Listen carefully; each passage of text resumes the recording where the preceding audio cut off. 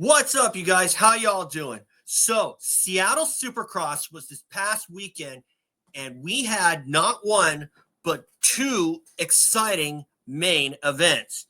Yamaha ended up winning both classes, with Cole Davies taking his first career win in the 250 class in the West, and Cooper Webb double whammied Chase Sexton in the 450 class. And I have a couple of things to say about both classes, maybe some with more points than others. But before I get to that, guys, just remember, subscribe. If you think that I'm worth listening to, that's good enough for me. And with that being said, here comes my banner for the 250 class first. There it is.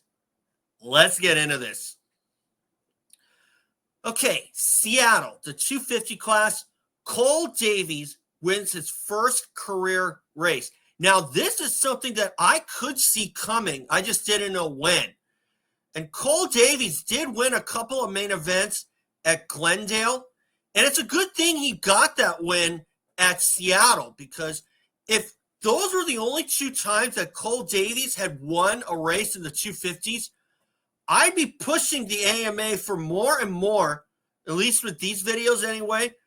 I really hope that the teams kind of into making the main events count for something. Don't go by overalls anymore. Don't go by Olympic-style scoring. Make them full main events so that they actually count in the record books and actually show up. I mean, case in mind, Justin Brayton. When he won the first main event at Atlanta in 2018, nobody else is going to know that. Those that aren't into the sport as much as people like me are, and a lot of others around the world.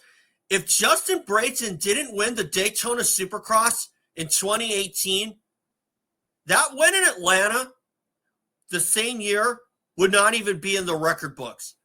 So that's why I think that if Cole Davies hadn't won Seattle, we know he would. We know he's won a couple of races already, but because there were the triple crowns, they were pretty much negated because they went by overalls. And this is why I say that triple crowns had to count for full main event structure. I mean, do you have to increase the length of the races? No, but just go by full points. That way, then it'll count as a main event and it'll show up in the record books. So Cole Davies winning that race, again, is something that I could see coming. But he had just been suffering from a lot of bad starts and gotten hung up in some pretty bad luck and just kind of WTF moments or stuff like that. But good on Cole Davies to win it, to win Seattle.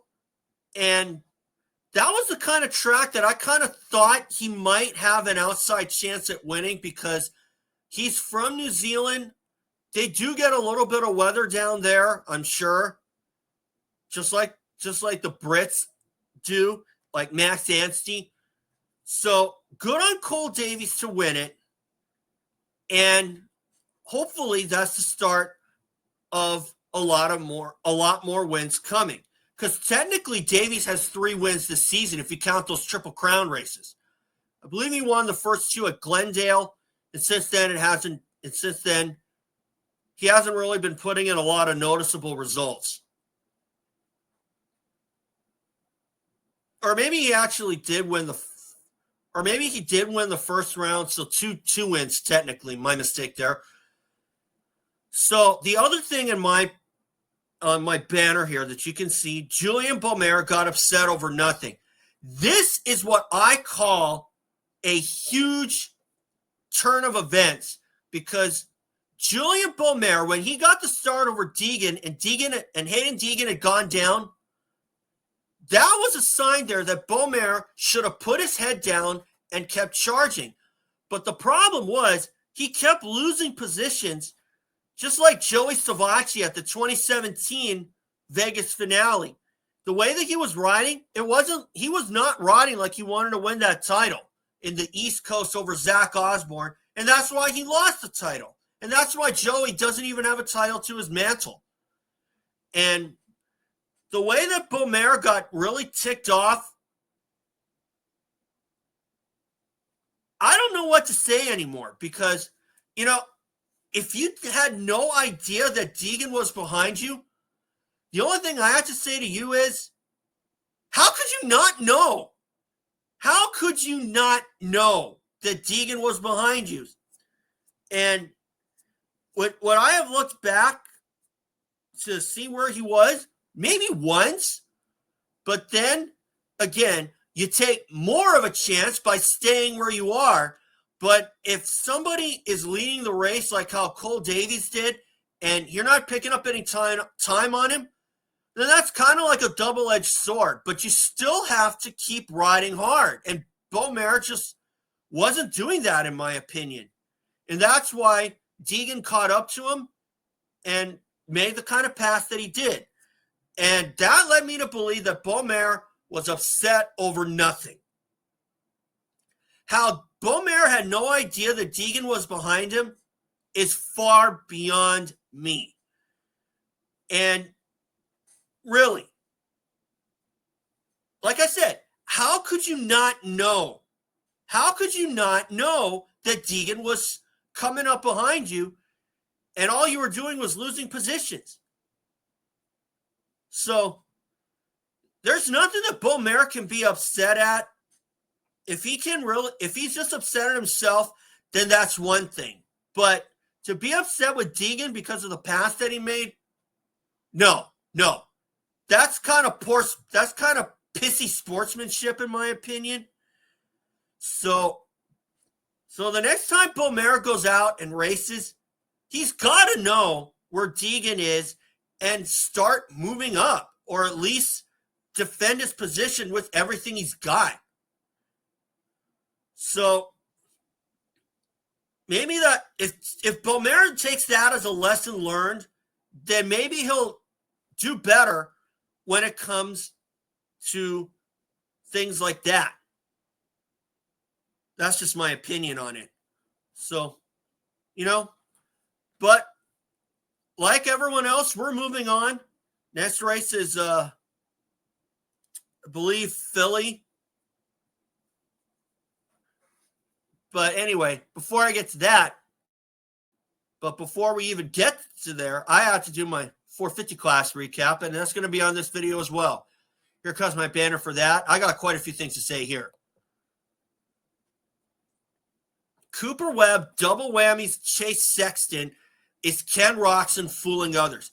I'm going to talk about the second one in a little bit, but Cooper Webb, God, I don't know what it is with him in Seattle, but it seems to me like that soil resembles a lot of what he rides on in North Carolina.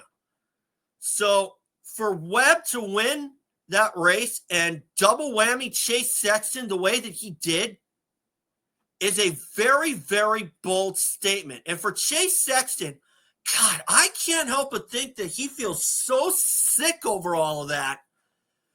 That the same thing that happened last year happened this year. But it all goes down. It all goes back that one lap where Cooper Webb bobbled, and then Chase Sexton bobbled, and Webb made up the distance.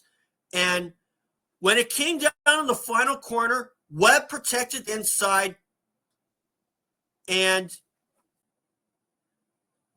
to be frank, I'm actually surprised that not a lot of people were using that inside line before the finish line jump more often.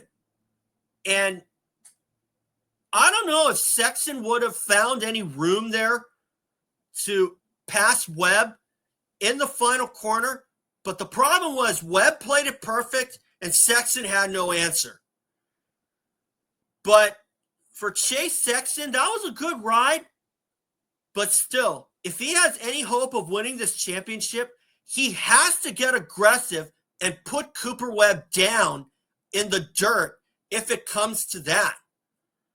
Because obviously you do, at the same time, you don't want to get your hands dirty because the AMA can come out with some pretty cheap penalties like how they did with Deegan and Beaumer in the 250s. They're both fined for getting in that altercation.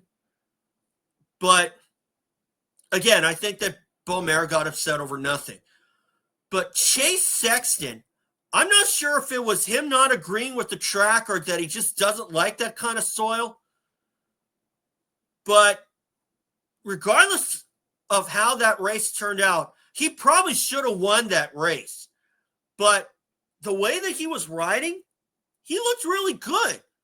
And to be honest, I thought he had Cooper Webb covered. And I think a lot of other bench races would have probably thought the same thing too. But obviously that was a track where if you made a mistake, you paid for it big time. And Chase Sexton knows that better than anyone. Now, for this second point here, is Ken Roczen fooling others? I say that because the way that you look at Ken Roczen riding, he's not proving to anybody that he's got a shoulder injury, which leads me to believe that he could be fooling some of the top competitors like Aaron Plessinger, Jason Anderson, who had to withdraw from the race due to a family emergency, and maybe even some other guys up front.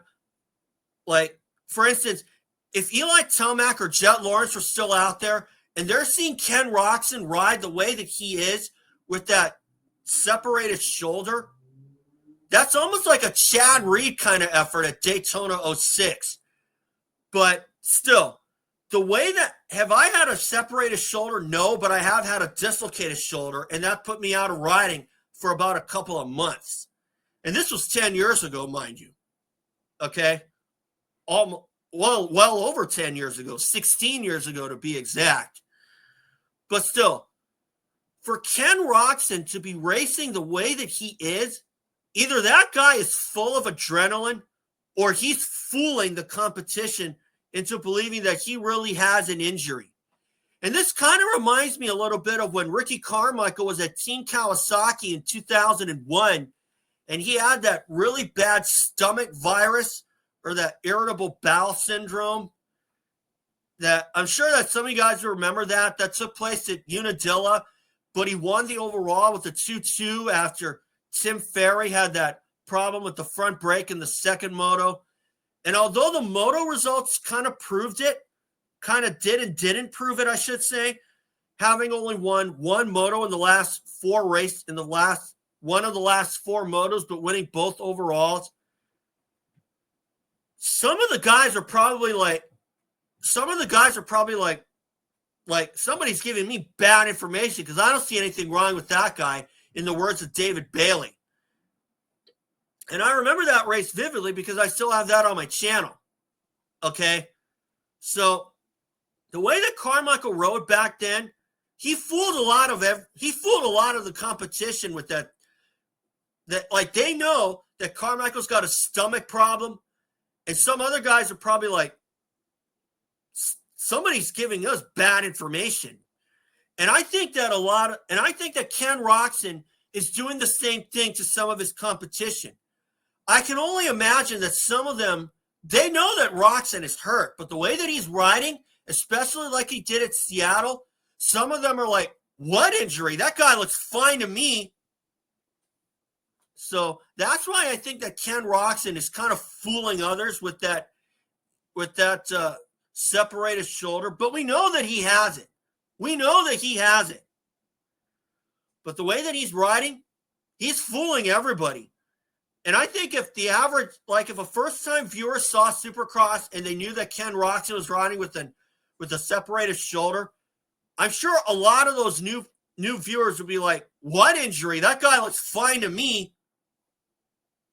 And to be frank, I was kind of thinking that as well. So that's why I think that Roczen is fooling some people. Not everybody, but just some people. That's just my take on things. If you guys like that analogy, then that's cool. But if you think that Roczen isn't fooling others, okay. Everybody has their own view. So anyway, I thought I'd get this Seattle race out of the way. So thanks, guys. Subscribe, and we'll see you all for the next round, either Philly or East Rutherford. I think it's East Rutherford now that I think about it. But anyway, guys, thanks for watching. And remember, subscribe. We'll see you all. Hopefully Chase Sexton will be back on top, and we got a title chase.